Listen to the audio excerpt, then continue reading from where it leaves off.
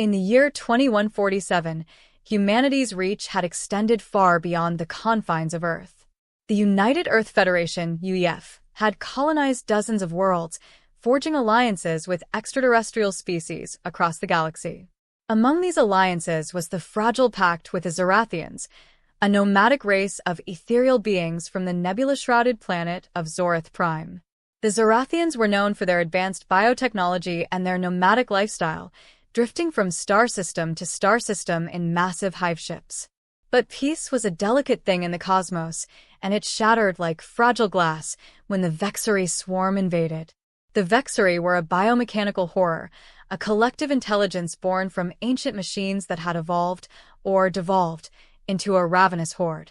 They consumed worlds, stripping them of resources and assimilating any life forms they encountered into their twisted network. The UEF outpost on Epsilon Eridani 4, a bustling mining colony called New Horizon, was their latest target. Captain Elias Thorne, a seasoned veteran of the UEF Space Command, had been stationed there for 3 years. At 42, with a weathered face scarred from past battles and eyes that held the weight of lost comrades, Elias was no stranger to chaos. But nothing prepared him for the day the sky turned black with Vexari dropships. The alarm klaxons blared across the colony as the first wave hit. All personnel to evacuation points. This is not a drill. The automated voice echoed through the corridors of the central hab dome. Elias grabbed his pulse rifle and sprinted toward the escape pod bays, his boots pounding against the metal grating. Around him, colonists, humans and aliens alike, fled in panic. The Zorathian delegation, who had been negotiating trade deals, was caught in the crossfire. Their leader, Ambassador Kale, a towering figure with iridescent skin and tendrils that glowed with bioluminescent light, barked orders to his people.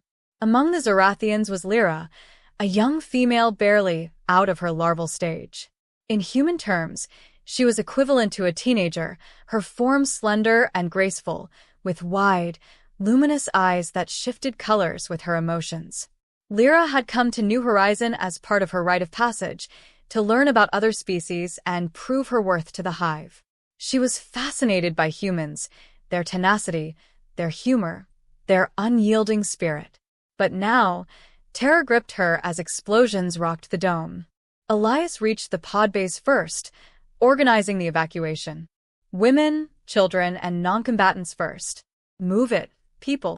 He directed the flow, helping a family of colonists into Pod Alpha. The Vexari were closing in. Their screeching drones filled the air, laser fire cutting through the defenses. One by one, the pods launched, streaking toward the orbiting UEF cruiser that would ferry them to safety. But supplies were limited. The last pod, Pod Omega, was designed for 10 occupants, but the crowd surged forward. Elias counted heads, 9 spots filled, a mix of human miners, a Zorathian elder, and Lyra, who had been pushed into the pod by Ambassador Kale. That's it. Seal it up. Elias shouted to the technician. Lyra's eyes widened as she realized Elias was staying behind. Captain Thorne. There's room for one more, squeeze in. Elias glanced at the pod's readout. Structural integrity at 85%, overloaded already. Another body could doom them all. Outside, Vexari warriors breached the outer hull, their metallic claws scraping against the bulkheads. No time, kid. You go. Tell them humans don't leave anyone behind, unless it's themselves. But Lyra protested, her tendrils flickering in distress. Elias smiled, a sad, resolute grin. Live for both of us. He slammed the hatch shut and hit the launch button. The pod rocketed away, leaving Elias to face the swarm alone. As the Vexari closed in, he raised his rifle, whispering, "Come and get me, you bastards." The pod's thrusters carried Lyra and the others to the cruiser, which jumped to hyperspace just as New Horizon fell. Lyra watched from the viewport, tears streaming down her face. Zorathians didn't cry like humans, but their eyes dimmed to a somber blue. Elias's sacrifice burned into her memory. He had given her his seat, his chance at life, without hesitation. In that moment, she vowed to honor it. 8 years passed in the blink of a cosmic eye. Lyra grew into a formidable Zorathian warrior scientist, her body maturing with enhanced bioluminescent armor and neural implants that amplified her intellect. The war with the Vexari raged on, but the UEF and Zorathian alliance held the line. Lyra rose through the ranks, leading research on anti-Vexari weapons. Yet, Elias's face haunted her dreams. What had become of him? Captured? Assimilated? Dead?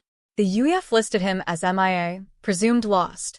Lyra's investigations began in secret.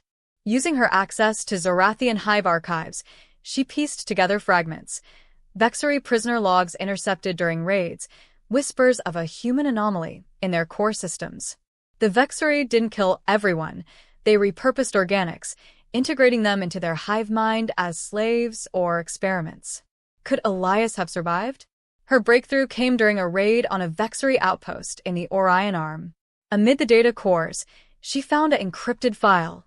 Subject H, 47, a human male, resilient to assimilation. Neural patterns indicate high adaptability. Relocated to core nexus for study. Lyra's heart raced. Elias. He was alive, or at least had been.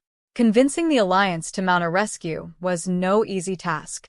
It's one man, argued the Council. The war demands resources elsewhere. One man who saved me, Lyra countered, her voice steady. Humans teach us sacrifice. If we abandon him, what are we? Reluctantly, they approved a Black Ops mission. Lyra assembled a team, Zorathian commandos, UEF Spec Ops, and a few rogue elements. They called it Operation Echo, echoing Elias's last words. The journey to the Vexari core nexus took months, navigating asteroid fields and enemy patrols. The nexus was a colossal structure, a Dyson sphere orbiting a black hole, powering the swarm's endless hunger. Infiltration required precision. Hack the outer defenses, slip through vents the size of starships, avoid detection by the hive mind. Lyra led the insertion team, her bioluminescent skin camouflaged to blend with the metallic corridors. Stay sharp, she whispered over comms. The Vexari sense thoughts. Keep your minds blank. They encountered resistance early, drone swarms that moved like liquid metal, adapting to every attack. Lyra's team fought with bioplasma rifles and EMP grenades, carving a path deeper. In the holding cells, they found horrors, assimilated beings half organic, half machine, begging for death. Deeper still, in the experimentation wing, they located Subject H-47. Elias hung in a stasis pod, tubes snaking into his body, his mind linked to the Vexari network. He looked older, gaunt, with cybernetic implants glowing under his skin. But his eyes, those defiant eyes, flickered open as Lyra approached. Lyra? His voice was a rasp, transmitted through the pod's speakers. Tears dimmed her eyes again. I'm here, Captain. We're getting you out. The alarm triggered as they disconnected him. The hive mind awoke, flooding the chambers with warriors. Intruders. Purge. The escape was a nightmare of fire and fury. Elias, weakened but unbowed, grabbed a fallen Vexari weapon and joined the fight. 8 years in hell, and I still remember how to shoot, he growled, blasting a drone to scrap. They battled through levels, losing team members to the swarm. One Zorathian commando sacrificed himself to seal a bulkhead, buying them time. For the hive, he said, echoing Elias's own selflessness. As they reached the extraction point, a massive Vexari overlord blocked their path, a behemoth of twisted metal and flesh, its tentacles lashing out. Lyra and Elias fought side by side, her bioenergy blasts weakening its shields while he targeted weak points with precision fire. You're not taking me back, Elias shouted, dodging a strike. Not after what I've learned.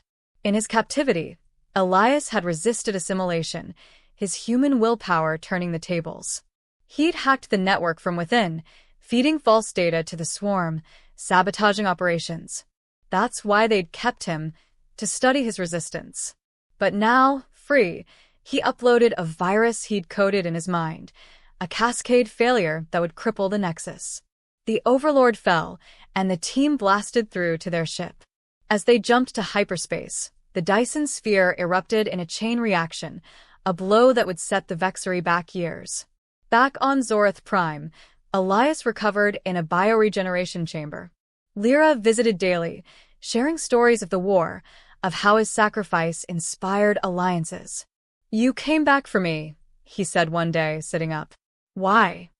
"Because you taught me what it means to be human," Lyra replied.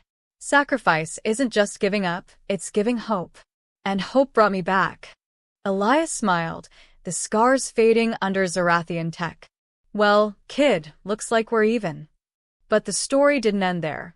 Elias returned to the UEF a hero, his intel turning the tide of the war. He and Lyra formed an unbreakable bond, co-leading joint operations. In the HFY Chronicles, Humanity, fuck yeah, his tale became legend. The man who gave his seat, survived the abyss, and struck back with an alien ally at his side. Years later, as peace dawned, Elias and Lyra stood on a rebuilt New Horizon, watching stars well overhead. "Think we'll have more adventures?" she asked. "Count on it," he said. "Humans and Zorathians, together, we're unstoppable." And so, the galaxy moved on, but their story echoed eternally, a testament to courage across the stars.